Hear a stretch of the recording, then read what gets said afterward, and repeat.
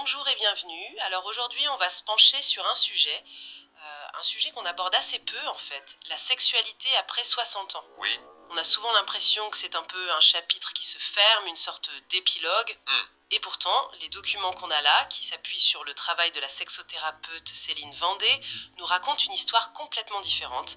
L'idée, c'est vraiment de voir comment la vie intime peut non seulement continuer, mais surtout se réinventer. Et c'est intéressant que vous parliez d'épilogue, parce que la première chose qui ressort, c'est que ce n'est pas la fin du livre. C'est le début d'un nouveau tome. Ah, j'aime bien cette image. L'erreur fondamentale, et Céline Vendée insiste vraiment là-dessus, c'est de vouloir relire les premiers chapitres en boucle. C'est-à-dire?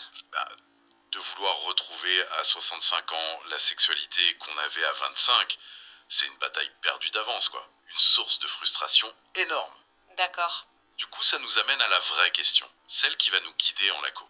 Si la performance physique n'est plus le personnage principal, mais qu'est-ce qui prend sa place? C'est exactement ça. Il y a une phrase d'elle qui m'a vraiment marquée. Il ne faut pas chercher à reproduire la même sexualité qu'à 20 ou 30 ans. Oui, Ça paraît logique, mais en lisant ça, on peut se dire d'accord, donc il faut juste accepter que ce sera moins bien. Est-ce que cette idée de transformation, c'est pas un peu une façon polie de parler d'un déclin? c'est une excellente question. Et c'est justement le piège. La source nous invite à voir ça non pas comme un compromis, mais comme une libération. Une libération. Pensez-y. Pendant des décennies, pour beaucoup, la sexualité, elle a été liée à une pression. La pression de la performance, de la durée, de l'érection. Hmm, Le passage à la soixantaine, avec les changements du corps, c'est l'occasion de se délester de tout ça. On n'est plus dans une logique de réussite ou d'échec. d'accord. Elle utilise une phrase très juste. On n'est plus dans la performance des corps. C'est un changement de paradigme complet. On passe du faire à l'être. Et le contexte de vie change aussi énormément. La source parle du départ des enfants, de la retraite. Oui, Le couple se retrouve face à face, parfois pour la première fois depuis des années, sans toutes les obligations autour. Ça peut être une chance, mais aussi un vide un peu angoissant. bien sûr. Alors, par où on commence concrètement pour raviver ce désir? On commence par la curiosité. C'est le mot qui revient tout le temps. Cet espace qui se crée, il peut être rempli par la routine, oui, par l'exploration, Il faut se reposer les bonnes questions en fait. voilà. Des questions simples. De quoi j'ai envie moi maintenant? Qu'est-ce qui te ferait plaisir à toi? On passe d'une sexualité qui était peut-être un peu automatique à une sexualité intentionnelle. Plus dans la tendresse, les caresses. Exactement. La qualité de la connexion émotionnelle. C'est moins spectaculaire peut-être, mais souvent beaucoup plus profond.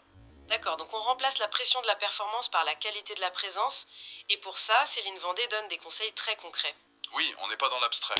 Il y a un truc qui m'a surprise, elle parle de la quête de confort. Hmm, Franchement, l'idée que le confort puisse être un moteur pour la libido, ça va à l'encontre de tout ce qu'on imagine. Le confort, c'est le canapé, les pantoufles, quoi. Pas le désir. c'est un point absolument central. Et c'est vrai, c'est très contre-intuitif. Dans notre culture, le confort, c'est l'ennemi de la passion. Voilà. Mais ici, elle le repositionne comme son meilleur allié. La logique est simple. Si un rapport est associé à une gêne, à une douleur, même juste à de l'inconfort, Le cerveau enregistre ça comme une mauvaise expérience. exactement, et la libido, qui est surtout cérébrale, va se mettre en veille pour éviter ça. Donc la quête de confort, via des lubrifiants, des jouets, de nouvelles positions, ce n'est pas un signe de vieillesse, c'est une démarche proactive. C'est une façon de dire, le plaisir reste notre priorité. C'est ça, et on va se donner les moyens pour qu'il existe. C'est une reprise de pouvoir, en quelque sorte.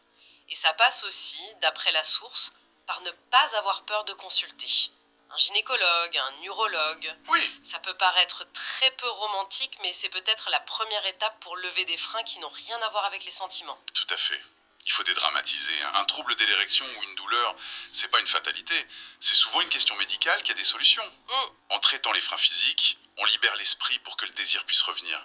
Le corps doit redevenir un allié, pas un adversaire. C'est très clair, et ça nous amène au cœur de l'analyse, qui est construite autour de 3 grandes erreurs à éviter. Oui, c'est très bien structuré. La première, on l'a un peu abordée, c'est cette envie de vouloir retrouver la sexualité de ses 20 ans. Mais pourquoi on s'accroche autant à ça? Cette pression, elle vient d'un peu partout. Des médias qui glorifient la jeunesse, et puis d'une forme de nostalgie personnelle aussi. C'est une lutte contre le temps.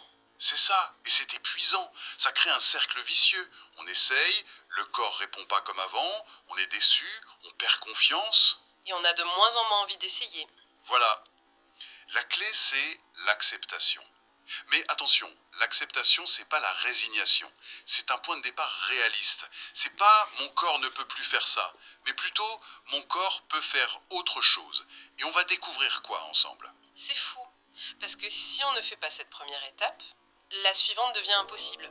C'est la deuxième erreur, négliger le confort physique et la santé. Absolument, les deux sont liés. Si on est en guerre avec son corps, on ne va pas chercher à le mettre à l'aise. C'est la suite logique.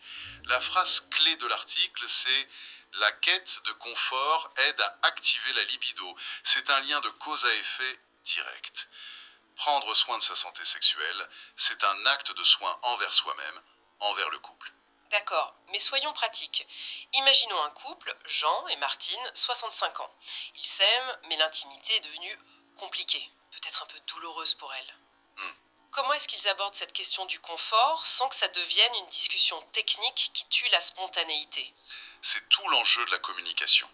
L'erreur serait que Jean dise « Tu devrais utiliser un lubrifiant ». C'est accusateur, ça met le problème sur Martine. D'accord.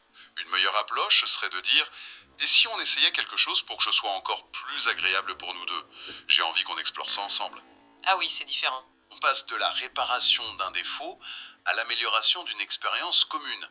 L'objet, le lubrifiant ou le jouet, il devient un accessoire de plaisir partagé, un nouveau terrain de jeu. Je vois. Ça déplace la conversation du problème vers la solution. Et ça nous amène à la troisième et dernière erreur. Rester figé dans des scénarios sexuels dépassés. La routine, quoi. L'ennemi numéro 1. Surtout après des décennies de vie commune.